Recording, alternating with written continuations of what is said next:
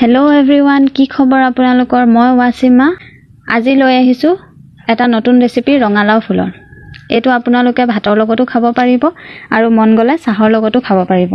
ৰঙালাও ফুলখিনি ছিঙি আনি মই সেইখিনি ঠাৰি আৰু ভিতৰৰ অংশখিনি আঁতৰাই লৈছোঁ। ঠাৰিখিনি এনেকৈ কাটি গোল গোলকৈ কাটি লৈছোঁ মই ফুলখিনি, যাতে ফুলখিনি ভাঙি নাযায়।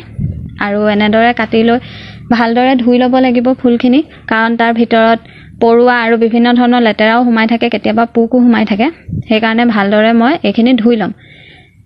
ধুই লোৱাৰ পিছত মই এটা বেটাৰ বনাম, যিটো মই আটাৰে বনাইছোঁ। আপোনালোকৰ মন গ'লে ময়দাও ইউজ কৰিব পাৰে বা বেচনো ইউজ কৰিব পাৰে। আটাখিনিত মই হালধি, নিমখ আৰু ৰং জলকীয়া দি পানী দি ভালদৰে ফেটি ল'লোঁ। ফেটি লোৱাৰ পিছত মই টাৱাখন পাতিলোঁ। টাৱাখনত মই মিঠাতেল দিলোঁ। আপোনালোকৰ মন গ'লে ৰিফাইন বা অলিভ অইলো দিব পাৰে। মিঠাতেল দিয়াৰ পিছত ফেটি লোৱা বেটাৰখিনিত ফুলখিনি দি ল'ম। দি লৈ ভালদৰে মিহলি কৰি এটা এটাকৈ ভাজি ল'ম সেইখিনি, আৰু ৰঙচুৱা হোৱালৈকে ভাজিম দুইফালে লুটিয়াই।